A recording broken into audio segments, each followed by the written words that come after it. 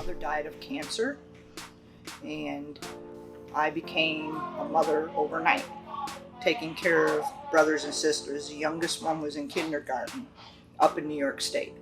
We weren't rich, we were poor. Made me grow up real fast. Hey guys, in this video I'm talking with this elderly lady who I work with, and we just decided to just jump in and talk about her life experiences and what she's been through in life. It's basically a new segment that I've been doing. I've done it a long time ago, but I'm starting it again this year. It's called Lessons from the Elderly. Basically talking with elderly people, getting their life experience and getting some life lessons from them. I hope you guys enjoy.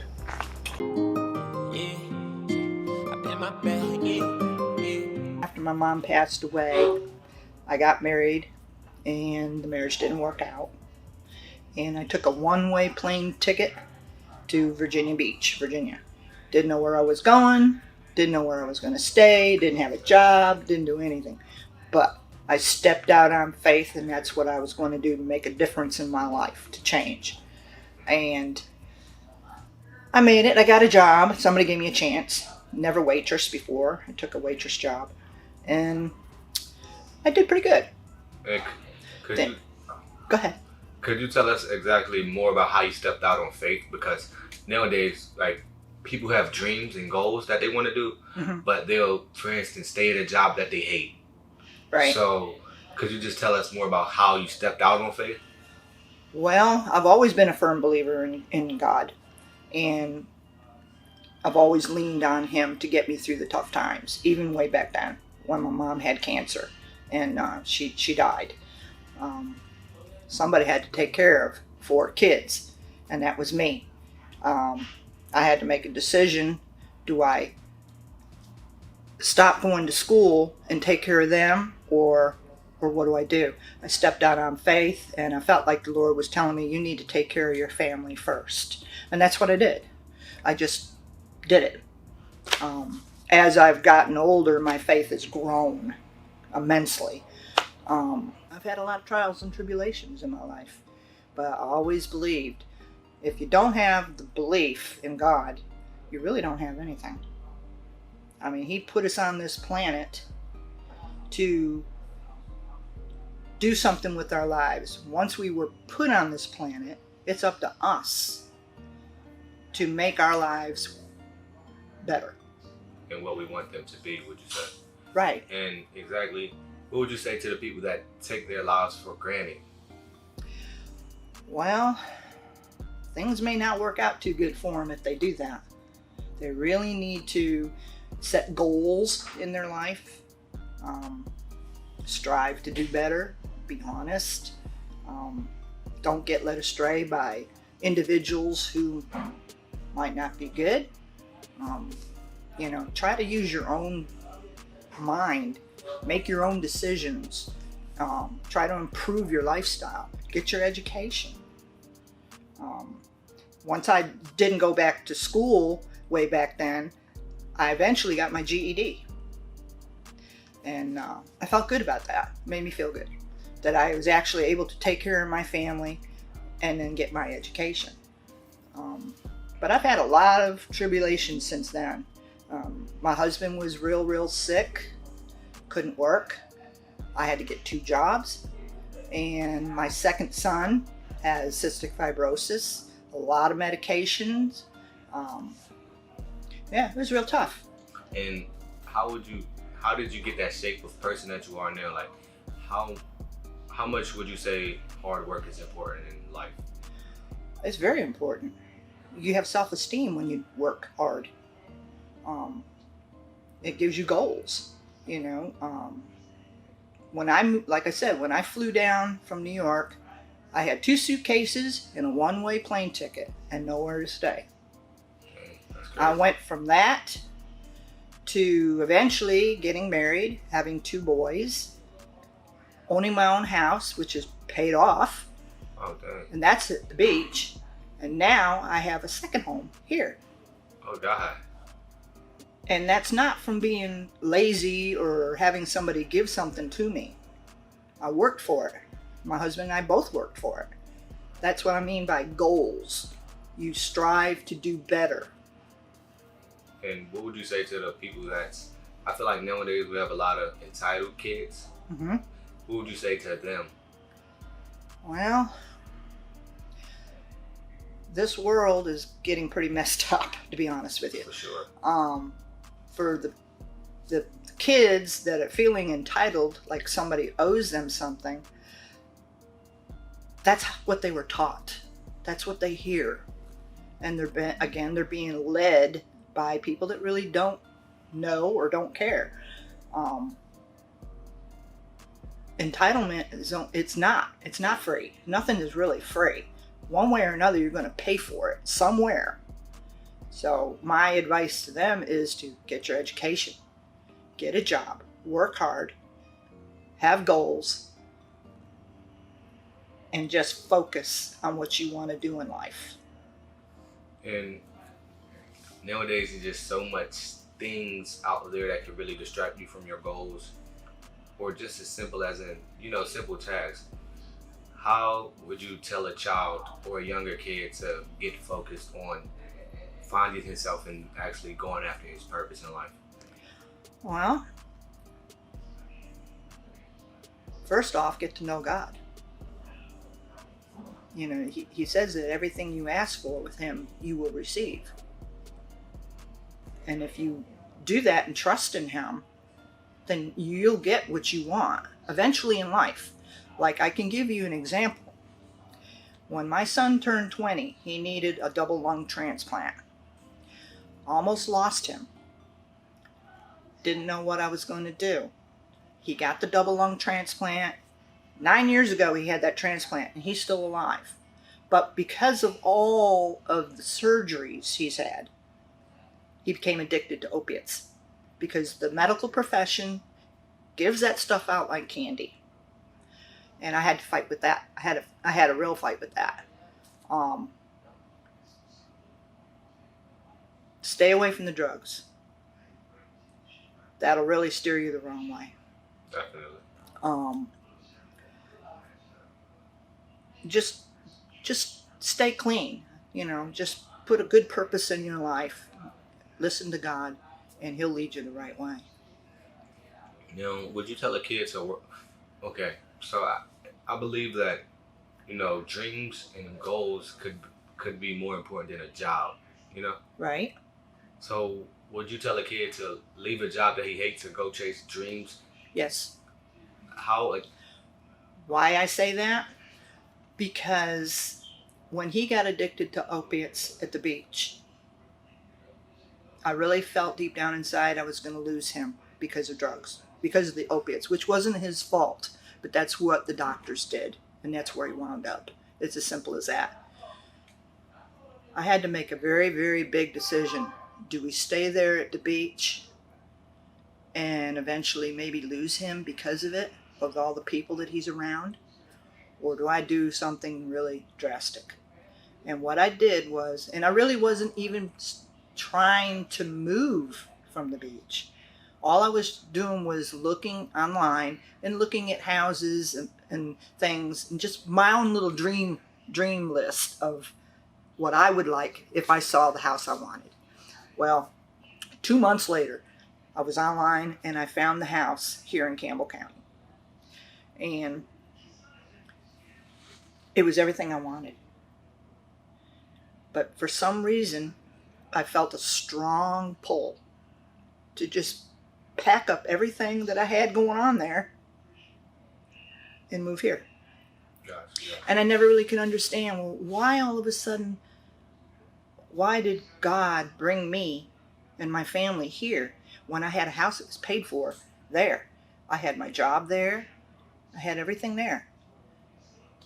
And after being here for 4 years and thinking about it, and now he's doing really well. He's not on opiates anymore.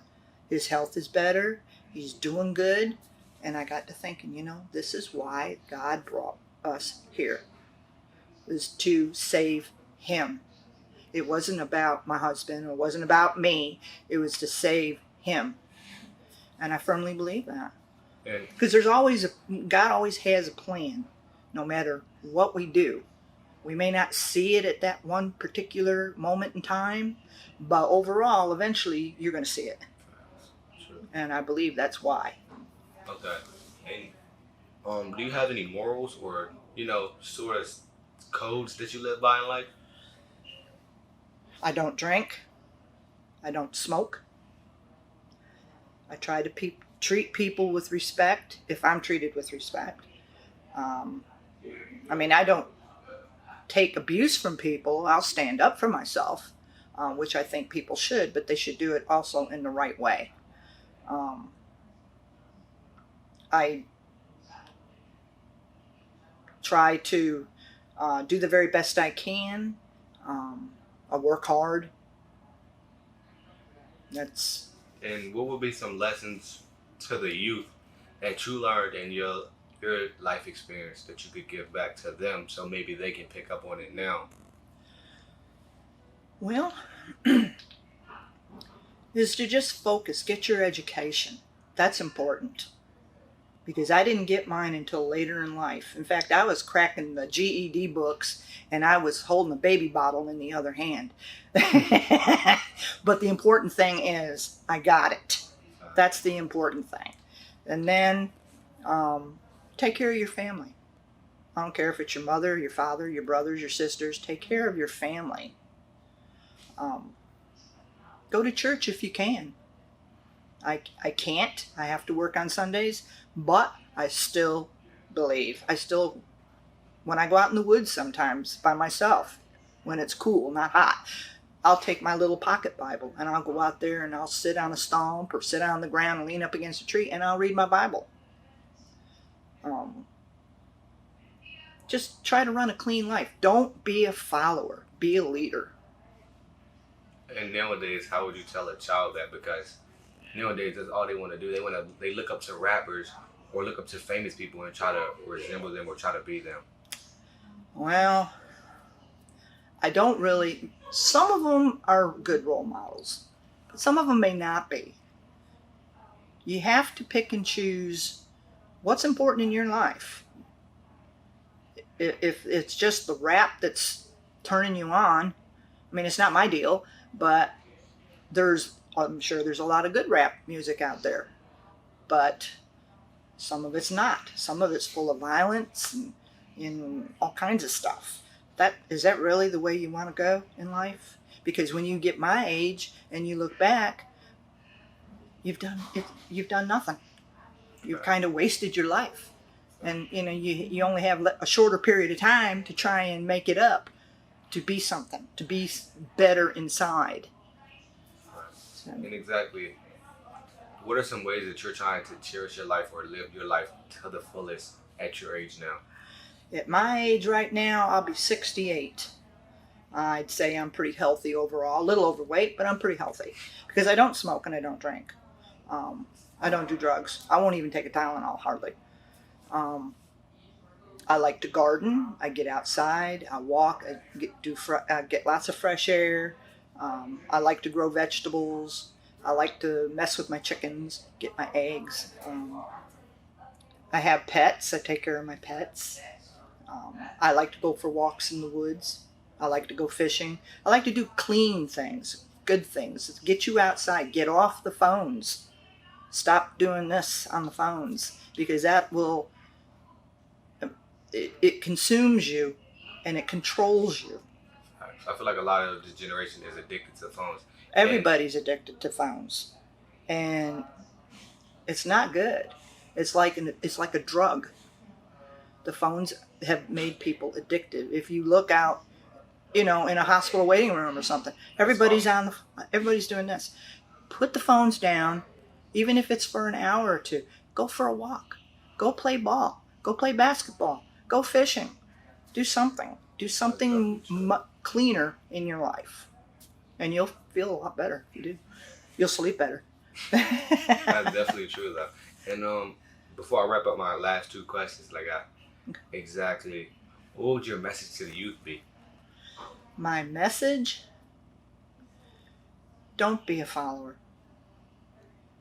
Be a leader. See if you can make a difference in somebody's life. Some people can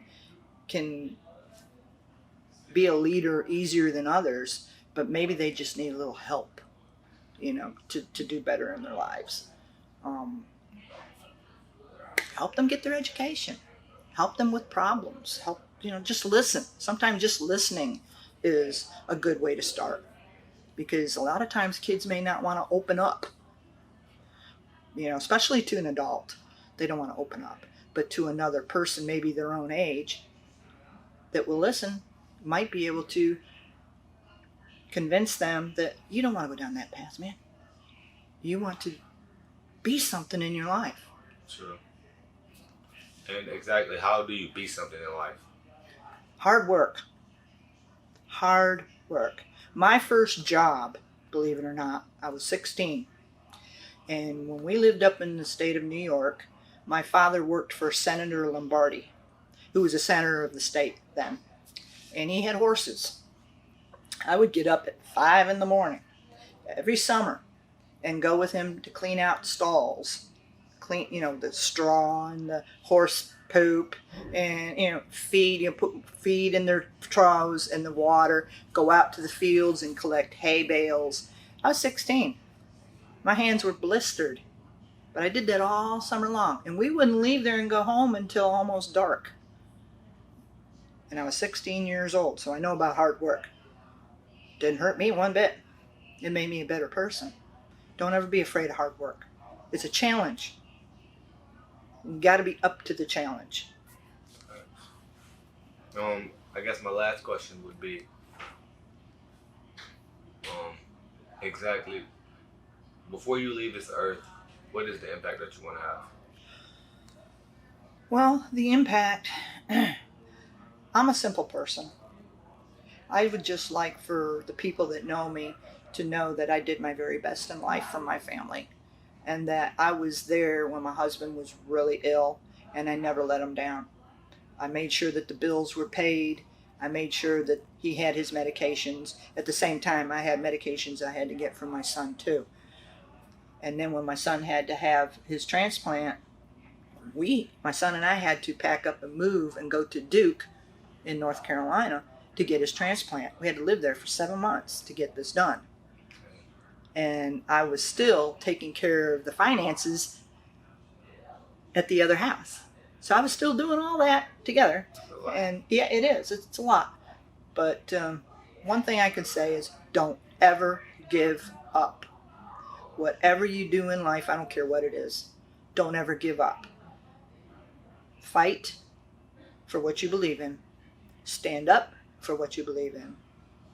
Be a leader. Stay clean. Work hard. And be honest. Whether people like it or not. Be honest. That's truth. That's truth. Well, I definitely thank you for your time, Yeah, and no I definitely problem. thank you for your message to the youth that you just did. Neil, I hope I was helpful in some way. I'm definitely sure you was. I hope so. So thank you a lot. Okay. I'm way too good at good.